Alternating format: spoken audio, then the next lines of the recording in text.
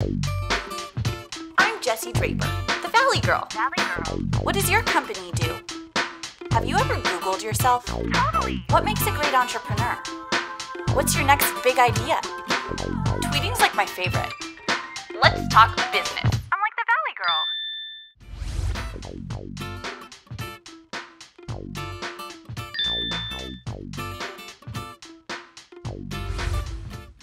Platforms are so in right now.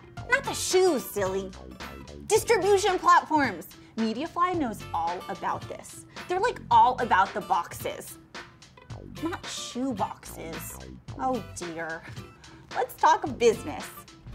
Chicago-based company Mediafly creates cross-platform business media solutions that drive revenue and save money for content producers. Carson Conant is the CEO of Mediafly.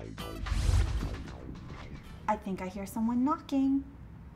Come on in. Hi, Carson. Woo! Welcome. How are you? Good, thank you very much. Nice to meet you finally. Yes. So how's everything going today? It's going great. And thank you for coming here from out of town. Yeah, thanks. I love your city here. So you're from Chicago? Yeah, born and raised. Okay. Yeah, I love Chicago. It's great. Now, Mediafly is, tell me about what you guys do. Yeah, so that's a really good question. I've wrestled with how to answer that for like 4 years. But essentially what we do is we solve very complex media problems for big companies. So big, actually kind of small, medium-sized, and large companies. So so we work with you on creating your applications. So we're doing a deal with Mediafly, and you guys have created our Everybody apps. go get the Valley Girl apps. Go buy the Valley Girl Show apps on Android and iPhone and iPad and in the App Store. So companies that want to do something big with that, with media, right? So Valley Girl Show, going to the next level. How do we get on internet televisions, that sort of thing? We're a perfect fit for that. Jimmy Kimmel Live Show is one of our customers. Entertainment Studios, which is a really cool company, broadcasting 24/7 live and on demand. Oh, wow. So you almost have this thing happening now where a couple years ago, only Netflix could do it, right? Right. And Netflix got so much press for doing live streaming and everything. Right. Now, you guys are doing it, Entertainment Studios is doing it. We're talking a bunch of other movie studios that essentially are saying... So you've opened the market of live streaming. Yeah, live and on-demand movies, right? Everybody's, I think, like now you can have a Paramount app, and Sony, they've got Crackle, right? You can have a Lionsgate app, right? So the ability for companies to take advantage of this space is awesome. Really what we specialize in is a company will come to us and say, we want to do something complex with media. Can you guys do that? And we say, sure, and then we figure out how to do it. Awesome. Yeah. So you're changing the way of distribution. Definitely. Because we had a goal this season. We were like, we don't want to start the show until we have multiple distribution platforms. Yep. And you guys approached us, and we just were so excited because you have figured out just a new way of distributing content, which is such an important thing these days. Yeah. So your company has many facets. You are, you create apps, you distribute apps, and where do you see, internet content being in the next 15 years? Wow, 15 years. Yes, I like to say 15 because no one asks you about 15; they ask you about 5 or 10. Yeah, like 5 or 3 or something. That is a really good question. So, I think it's gonna be a lot more in control of the people actually producing the content. I think there's gonna be more the ability for somebody to produce the content and monetize it without having to go through, let's say, a Hulu or a Netflix or any of the kind of aggregation portals. I think the technologies are getting to the point there. I think the monetization technologies, whether it's ad-supported or subscription-based, and I think, so that in the you think the monetization technologies will ultimately rise to the top?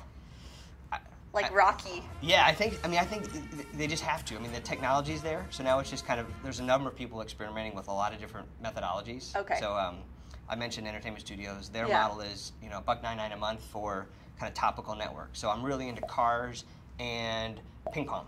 So I'll pay $1.99 for those 2 networks, right? And there's live and on-demand programming 24/7. Wow. So that's one model, right? And then you've got kind of the sponsorship model and some other things. So there's companies doing it. They're successful. You're doing it. This Week in Tech is doing it. Yeah. So I think it's very cool. Yeah, I think it's. So I don't know if that's fully 15 years out, but it's. Yeah, I think it's such a new thing, and people are still figuring it out. I think it's a really exciting space to be in, and I feel like I'm learning new things every day. So now something I found interesting is, where are all of your offices? Yeah. Okay. So, well, main office in Chicago, and then we've and that's where we do most of our core development and sales and everything. But then we've got an office in Kiev and now an office in Uruguay. So do you speak Spanish? I do not. I do not. Do you speak Ukrainian? I do not speak Ukrainian. This must be very difficult. It is, you know, but it's funny. They all speak great English, and they all. What's neat is those two cultures are they're kind of in similar time zones, so you're not so far off. Oh, but I have to say that I wake up every morning at like 3 and I check my email to see what the Kiev team's been up to because they start before we do. Oh my goodness. So it's really cool. So stuff's getting done while I'm still sleeping, which is really that really feels cool. awesome. Yeah. So you must plan that out. You're I like, love it, how do we yeah. make the company work 24/7? Yeah, we're not quite there, but we're pretty close. So now you need one on the other side of the world. Yeah. Kind of. Now you build these applications, and building apps and building a company, it's difficult. You are, it's kind of like building blocks. Yeah. So I was thinking we should build something. Okay, great. With apples. Okay. Are you All ready? right. Yeah. Okay. Okay, ready? Go. Set, go. Stack them.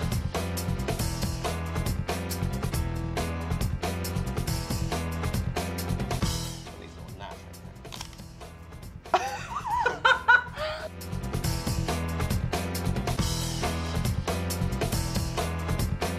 Oh my gosh. Oh. Oh my gosh. Oh man.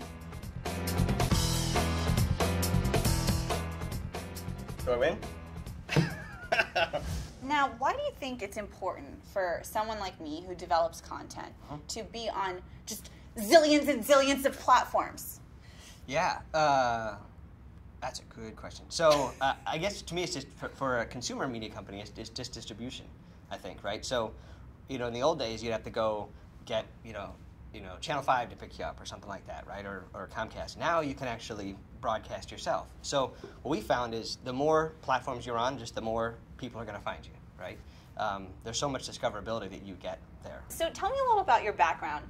When did you decide to start Mediafly? Why did you decide to start Mediafly? So I always knew I wanted to start something, but I didn't know what it was. Actually, when my wife and I got married, I said I used to think I was going to start an energy company, and I was going to do energy stuff, which totally freaked my wife out because she was like, "You can't just quit your regular job and do energy stuff when you don't know what that means." And what was your regular job at that time? I was working at my family business doing like audio publishing. It's an audio publishing company. Great. So I was running technology for them, and then literally one day at lunch, just had this like idea, and literally got in the car, drove home, and I was like, "Honey, I got to tell you about this idea." And we sat there on the kitchen table drawing this thing out. And literally, like from that day, it was how do I raise money? How do I find, and since there wasn't a lot of, at least I wasn't successful with VCs. It was, hey, do you want to give me $25,000? Do you want to give me $50,000? So pulled together actually $1.4 million to start the company, and found a brilliant CTO, and then just kicked the company off, and it's been rock and rolling since then. And every person we bring in, really actually, my main thing, I was like, I want to be the chief hiring officer. So my main role is find incredible people, bring them in the company, and make sure they're happy. That's it's a very hard job. It's really hard to find great people. Yeah, especially when you can't pay them a lot of money. Yeah. So how do you go about that? I wear them down over a long period of time. But how do you find them? Oh, yes. Okay. So, it's been, I just keep my ears open a lot. So I'll bump into somebody who knows somebody and take them out to lunch. And literally it takes me about, in some cases, 1 to 2 years to wear some of these people down. I stole a guy from Oracle who was one of their top sales guys. And it was just, every couple weeks, actually my wife was working on him also, just called him and said, you should come and join Mediafly, And we've picked up some amazing people that way. Definitely boxing above our weight class. So don't give up. Don't give up, you kind of be like a... If you find them, too. Be like a fungus, just kind of grow on them. Yeah, it's good to find them. Do you ever, I'm sure you ask people or friends. Oh yeah, definitely. Our most recent salesperson, one of the other guys in our company who I'm so excited to say that he was getting, possibly going to take an offer at Google, and then we talked him into joining us and heading up services for us. But he mentioned, hey, I've got some friend, I think she's higher level than we need. And I said, let's just talk to her. We can convince her to come join us. Yeah. And so we've built the whole company that way. And invariably, those people come in and bring ideas and opportunity with us that makes the company bigger and more successful. And that's why I think we're doing so well. That's awesome. Yeah, I think a great team. It sounds like you guys have a really great team. I love people it. from Google, Oracle, and what advice do you have for other entrepreneurs out there? What advice what have you learned from creating Mediafly? What is the number one piece of advice you would give? Wow. I mean, definitely stick with it. I mean, I think, and also I think, be open to changing your model, and being open to adjusting as you see the opportunities come. I mean, we were a diehard, ad-supported, consumer-focused company when a couple big companies came to us and said, "Can we do enterprise media this way?" And we said, "Sure," and we switched that. So I would say, and stick with it. I mean, there were some days where we didn't think we were going to make it, and now we are. So I think, and I think scrapping. I think the fact that we didn't get funded, I think really helped us out a lot. So I don't know if those are good advice. No, that's great advice. I think a lot of companies feel that way, where they're like, I don't know if I'm going to make it. I don't know if I'm going to make it. And then you just see it through. Just keep going. I think everybody has their hard times. And I have this metaphor of like toothpaste. You know how like when you think you're out of toothpaste, and you keep going, you're like, crap, I forgot to buy toothpaste. I bet I can get a little more out. And there's always like a little bit more, even though you're like, I could have sworn I was out of toothpaste, right? But that to me is like, when you think you're at the bottom, there's still like a little bit more to give, I love that. Isn't that great? I love the toothpaste analogy. That's fantastic. You need one of those things that squeeze up the toothpaste. Right. Yeah, you just need to go back to the beginning and roll it all the way up. Yeah. I love it. Well, okay, we're about to play the Fabulous Cup. Okay. Fab Cup. It's fabulous. Are you ready for this? Uh-huh. Set. Okay. Go Fabulous. Okay. Red Delicious, the apples that I stacked and beat you. The Jimmy Kimmel Live show, one of my favorite customers, and a really funny guy. Android, very cool little guy, also a neat web app thing. Valley Girl Show, one of my other favorite customers. Mr. Rogers' Neighborhood. I'm very sad that Mr. Rogers' Neighborhood is not still out because my kids would not be able to watch him. Black Eyed Peas, like them, and Tarantula, something you find in Uruguay. That was awesome. That was one of the fastest we've had, I think. High five for that. Was there even a timer? I'm like the Valley Girl.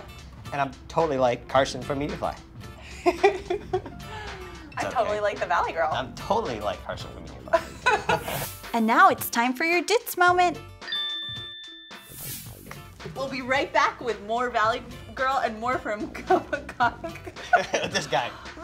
Carson Conant.